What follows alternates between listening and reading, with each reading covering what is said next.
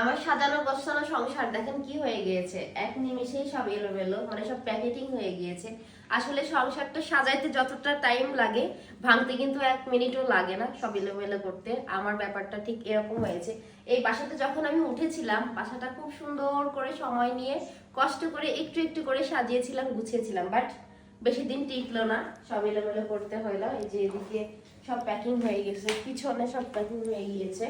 আসলে এত কষ্ট করে এগুলা সাজাইছিলাম এদিক দিয়ে। এবার আসবে, এসে মালটা সব পাড়া করবে। রুমে দেখায় একটু, রাতে কোনো রকম থাকার মতো ছিলাম, সবকিছু অপরিষ্কার।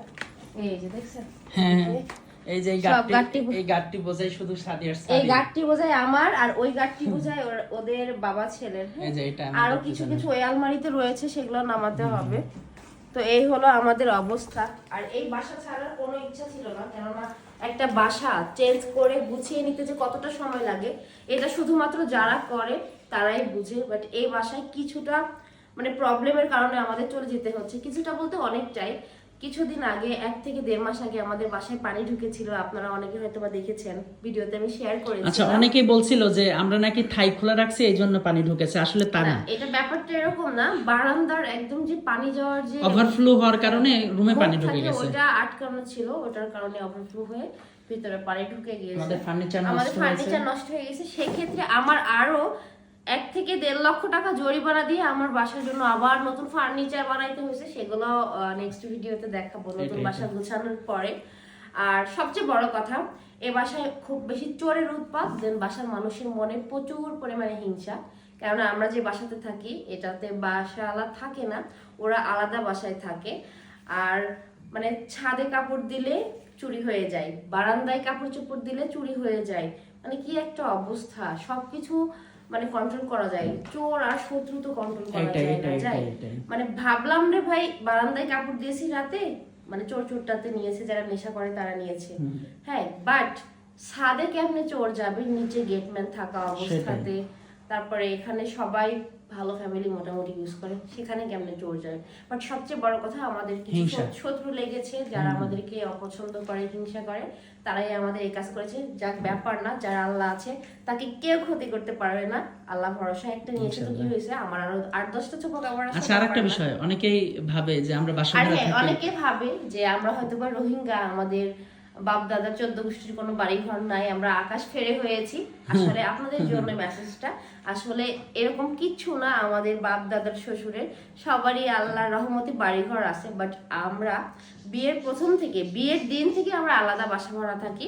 আর এখনো আমি আলাদা বাসা ভাড়াই থাকছি। আমার শ্বশুর বাড়িতেও বাড়ি আছে, ঘর আছে, আমরা সত্যি একটা কথা বলি সাদিয়া, আমাদেরকে এইসব কথা কারা বলে জানো? যাদের কিছু নেই তারা হিংসা করে। সত্যি কথা বলতে আমরা একা থাকতে বেশি মানে পছন্দ করি। আর যেহেতু আমরা ভিডিওর কাজ করি গ্রামে থাকলে অনেক ধরনের অনেক কথা শুনতে হয়। ভিডিওর কাজ করি, ব্যবসা বাণিজ্য করি, সেক্ষেত্রে আমাদের শহরেই বেশি কাজ থাকে।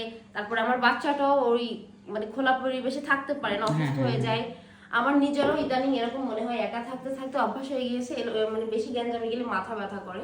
তাই আমার নিজের সংসারটা নিজের মতো করে করতে ভালো লাগে। হ্যাঁ, আর আমাদের আত্মীয় স্বজন সবাই আছে, এগুলা নিয়ে আপনাদের টেনশন করতে হবে না। আসলে আমরা ভিডিওতে 2 জন ভিডিওতে আসি, জাস্ট এইটুকুই ঠিক আছে। আমরা আমাদের ফ্যামিলির লোকদেরকে আনতে চাই না।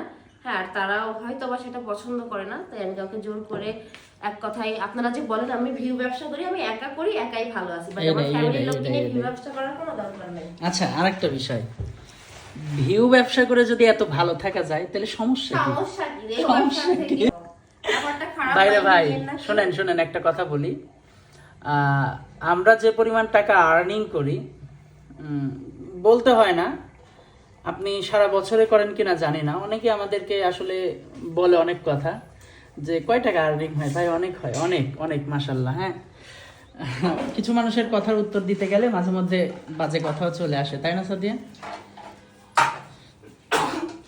এখন কি হবে? এখন শুধু সকালের নাস্তা, ডিম সেদ্ধ। যেহেতু সবকিছু এলোমেলো উঠিয়ে ফেলেছি, তাই আর রান্না করার মতো পরিবেশ নাই, সব নোংরা। আজকে সারাদিনের খাবারটা আমাদের কি বাহিরে খেতে হবে, এটা রেগুলারই, যবে থেকে বাসা টাসা চেঞ্জ করা হয়। আগে তো ফাহিম বাবু ছিল না, মানে অল্প জিনিসপাতি ছিল, গাট্টি বুঝকে বানতাম আর দৌড় মারতাম 2-1 ঘন্টার মধ্যে। বাট এখন ভাই রে ভাই, আমি দেখাই, ওই যে দেখেন আমার যেগুলো আমি ইউজই করি না, নতুন ওই যে ননস্টিকের সেট গুলা, এইগুলা গুছাইতে কত সময় লেগে যায়। হ্যাঁ, এই যে oven। অনেকে আবার